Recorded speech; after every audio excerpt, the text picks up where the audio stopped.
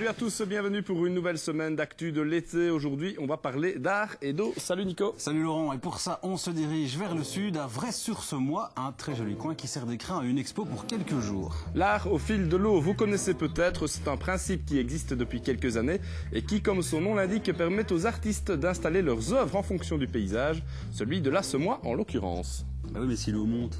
Bah alors, il faut vous dépêcher d'y aller avant que ça arrive. Petit avant-goût avec Elodie Borsendorf.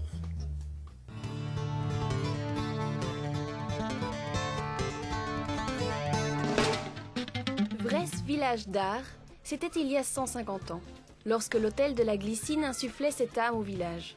Aujourd'hui, nostalgiques d'une identité forte, les habitants se mobilisent autour d'une exposition, l'art au fil de l'eau. L'historique de cet événement, c'est tout simple. Ça fait bien longtemps, il y a eu un monsieur qui s'appelait José Chédron qui a fait venir de nombreux artistes à Vresse dans son hôtel. Il était l'ami de Jean Cocteau et de Jean Marais. Et Vresse a eu alors une réputation, en tous les cas une aura très culturelle. Et à la mort de monsieur Chédron, ça s'est un petit peu estompé. Et donc l'idée, bien des années après, c'était de réveiller cette image culturelle de Vresse. Et donc pour nous, c'était d'inviter des artistes, en tous les cas ponctuellement, tous les ans, une semaine, ici dans Vresse. Et donc l'idée, c'est de faire une œuvre qui est créée pour la nature et qui est en relation vraiment étroite avec elle. Alors, il ne s'agit pas, parce que c'était dans la tradition de Vresse, d'amener une fois encore des peintres qui peignent le pont de Vresse ou la nature, comme ils le font très bien. Ça existe, ça continue à exister et c'est très bien ainsi. L'idée était d'amener la démarche des artistes contemporains ici dans nos campagnes et donc d'initier le public à l'art contemporain. Dans cette exposition d'art contemporain, la démarche esthétique n'est pas une priorité. Pour la plupart, c'est d'abord une démarche engagée.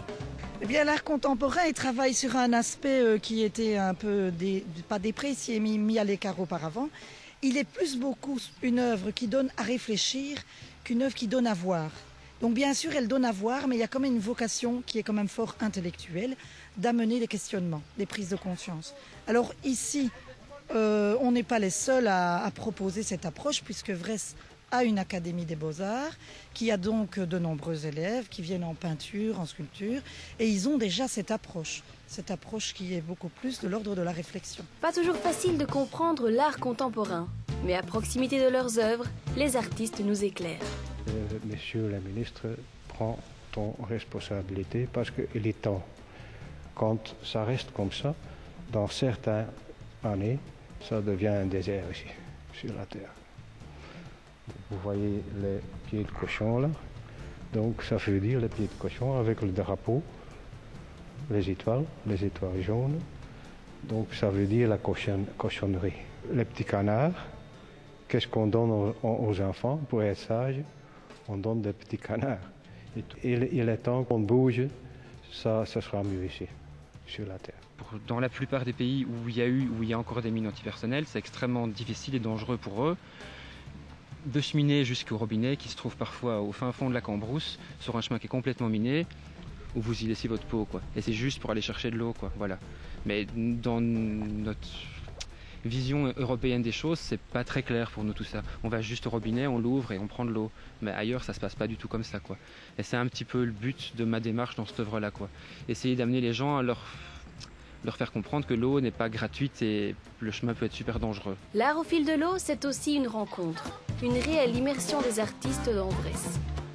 L'idée, c'est vraiment de créer un lieu et un moment où l'art est donc présent et l'art est un support de rencontre, d'échange. Et donc c'est aussi ça pour les artistes qui logent donc à l'hôtel. Pendant le séjour, ils ont comme ça l'occasion de parler de leur travail, de ce qu'ils croient, de ce qu'ils défendent. Et ça a donné lieu, en tous les cas, puisqu'on est à notre 4e édition, à des expositions collectives et même des créations comme ça, un ou l'autre artiste qui se sont rencontrés à l'art au fil de l'eau. Cette 4e édition de l'art au fil de l'eau se déroule dans le village et aux abords de la rivière. Vresse vivra donc au fil de l'art jusqu'au 3 août prochain. Après ce détour dans la Semois, on vous emmène dans un autre cadre aquatique en bord de Meuse, à Astières. Voici l'agenda.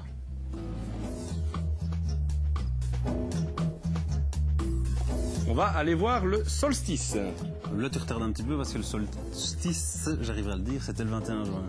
Bien essayé, mais là je vous parle de musique de chambre dans le cadre du Festival de l'été Mozan. On vous propose le concert de l'ensemble Solstice à la Bastiale romane d'Astières. Ça se passe vendredi prochain à 20h. Et puis nous, maintenant, on regarde ce qui nous attend ce soir.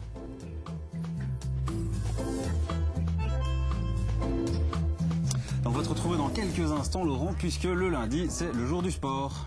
Et oui, aujourd'hui, on va consacrer une partie de l'émission Été Sport au Tour de Wallonie cycliste avec un sujet d'ambiance réalisé ce matin même au départ de l'étape Borin-Neuchâteau. Voilà, tout chaud, tout frais. Puis ensuite, sport toujours avec un art martial, le Take Daryu. Sayonara à tous. Arigato.